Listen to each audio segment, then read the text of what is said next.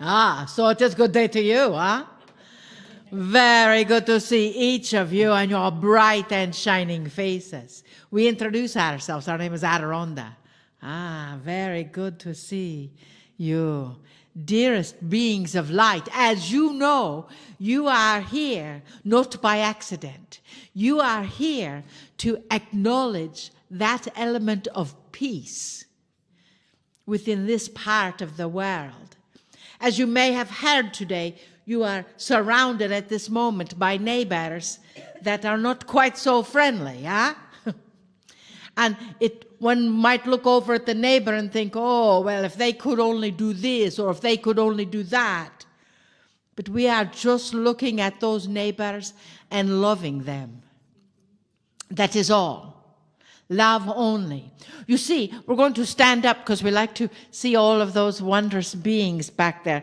And when we are standing, we are the same height, huh?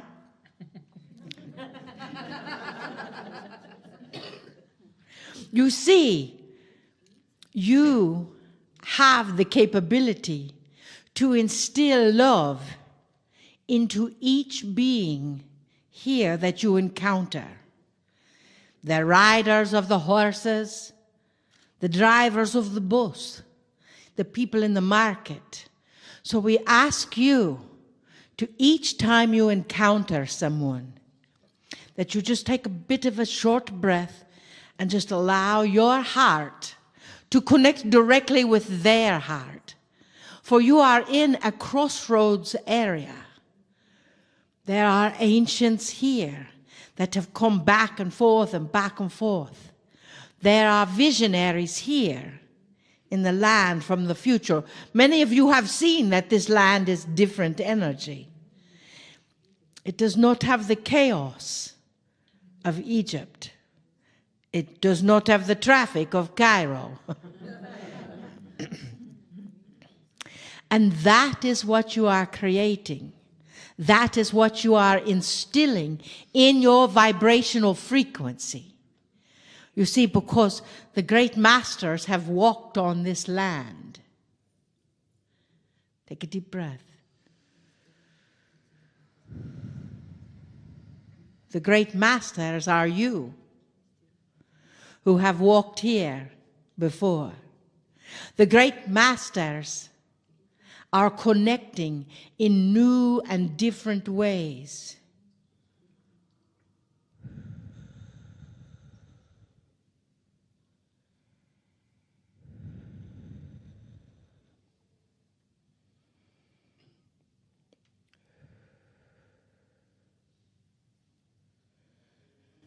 And I am so grateful you have arrived here. We give thanks to you for your energy is that of the purity of my life. You and I are the same. You know this. You and I are one. You can do what I do. Always. That is why you received the invitation. Even though some of you may not understand my words right now. As you open your heart, you will understand. You see, that heart is the heart of Israel. That heart is the heart of Jordan. When we walked this land together, changes occurred. They will occur again. Thank you. Thank you for accepting the call. Thank you for your willingness, for seeing through the chaos, for seeing through the pain, for seeing the heart and soul of this planet. From your presence here, as each of you, each of us, walk this sacred land of Jordan, know that with every single step, peace will reverberate and radiate out from you. We will be connecting to the leaders of this land and the neighbors of this land. Heart to heart, soul to soul, asking for wisdom to replace ego, asking for love to replace the argument,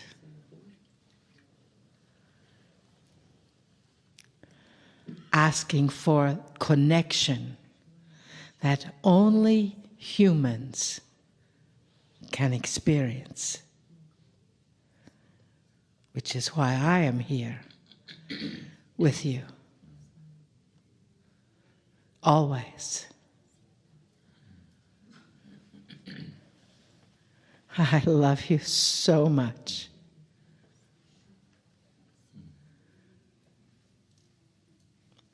My friends,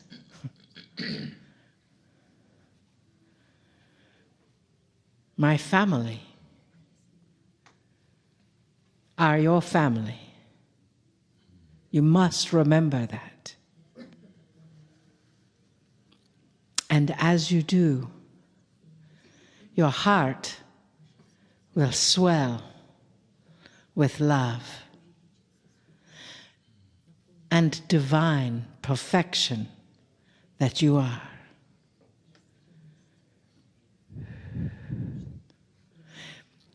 It is time to stop remembering what you did here and start living what you are here to live. You understand? Love. It is simple. Conquers all, doesn't it? Love breathes all. That is what I am here to remind you once again.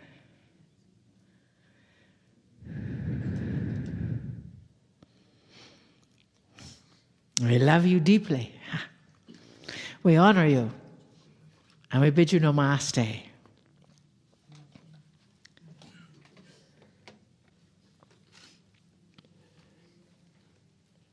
Greetings, dear ones. I'm Kryon of Magnetic Service. Sometimes the message is the message. And you might have a room filled with those who channel. And there will be a commonality, a common theme between them. It is not an accident that this takes place. And I wished to continue the message of Yeshua. There is something happening on the planet that is unique in this new energy. We speak of history For that is what this particular tour is about. The tour continues, for we are in the country of Jordan. And if you look at the history here, one of the things that is unique in a strife-torn area with those who would oppose Israel, with enemies at every border, it was this country who first made peace. And in order to do that, I'm going to tell you something. It took a king to do something like this. If he had taken a poll of the citizens, it might never have happened. One man's vision of peace between he, the country that he represents, and an enemy that had been an enemy for many, many years. You might even say that this goes back centuries. It's time to stop remembering. And it's time to start looking forward to a future. But what I want to tell you is that there is a new attribute in this energy. There are young people in this country, some of whom are Palestinians, many who are simply Jordanites, who were born after there was peace with Israel. And that is all they've ever known. They grow up knowing about peace between the countries. And then it starts. They are taught in school or by their parents or their friends who are older how they should feel, who did what to whom, how unfair certain things are, and why they should hate the people they should hate. This has been going on for a long time. And dear ones, some of these young people are starting to question that. They're asking very basic questions like, why should we continue a strife that is not even something we had anything to do with? Why should we take history as our guide when it is filled with hate and conflict and war? Why should we perpetuate something that has never, ever brought solution, ever? Where are the new ideas, they would say? And the teachers and the parents would back up and say, you're too young to know. When you get older, you will see what we see. And the young people are saying, that's not the case. When we get older, we will see beyond what you see. And the reasoning for this, in this new energy, is something that is taking place. And I'll give it to you. History is no longer carrying the same impact as it used to. In an old energy, humanity warred. They did war after war after war. And history led them into the next war. And they would take a break and go back at it. Even if there were spaces or lulls between conquerors, another country would have theirs, and on it would go. They seemed to take their turns through history, conquering many, only to be conquered by others. This is an old energy, historic attribute, and it's beginning to shift. With the involvement of human nature, with light starting to be seen better and better, and solutions starting to occur more and more, there's going to be less and less history-driven consciousness.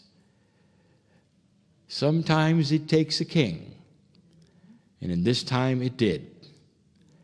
Now, I want to reflect on what this means to you. Now I'm going to turn a page, as my partner says. And I want you to see what I've given you and how it applies to what we're going to discuss. Every single human, especially the old soul, has history. And that is carried in your Akashic record. In an old energy, your Akash would show itself in certain ways. If you had strife in certain lifetimes, it might pop up an energy that would push you in this lifetime. Sometimes it would push you to the dark. Sometimes it would be difficult to conquer. Sometimes you would sabotage yourself and not even know why. The Akash is alive and well. Your past life energies bubble to the surface and sometimes create issues that are lifelong. Here's what I want to tell you. That in this new energy, the history that you experienced in your own Akash is going to be suppressed. You're going to start feeling clearer and not know why. Things that you would normally be afraid of, coming from Akashic experience, will no longer be there. Some unbalances that you have, self-worth issues based upon the past of your Akash will start to clear. Now, human, this is evolution.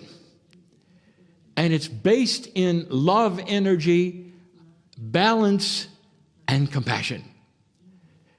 We have said without those three, even the clearing of your Akash won't be enough.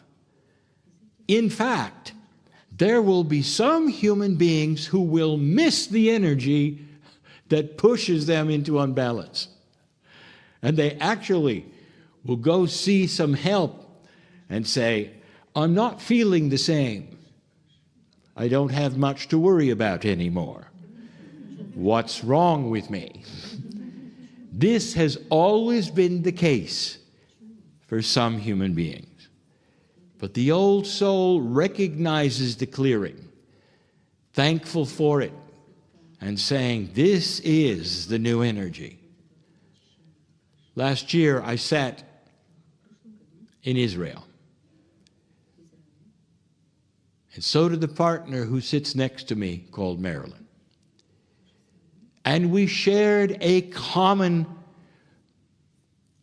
energy projection. Not telling of the future, but a projection of potential. And the potential was peace. Dear ones, if it can happen here in Jordan, it can happen anywhere. It took a king to do this. So I ask you this. Can you become your own king and push out the things that history has given you that are no longer appropriate for your magnificence? Can you take a deep breath and actually say, no more of this. No more of this. Things that bother you, where you cannot proceed or get ahead, or you feel somehow held back, or for some reason there is always something in the way. That is the Akash. That is who you were for hundreds of lifetimes etched into that soul which you carry in this time. It takes a king. And in your case, you are your king. Don't take a poll of your intellect. Don't take a poll or ask permission of anything but that which is inside that wants to clear it all. The clearing today is going to be far, far easier. These things will diminish, which keep you out of balance, which makes you worry at night or cry when nobody knows you're crying. It's time to see that which is true, that peace is the way of things. It took a king here to create something that will have ramifications in his family for the rest of time. How about you? For the rest of time. And so it is.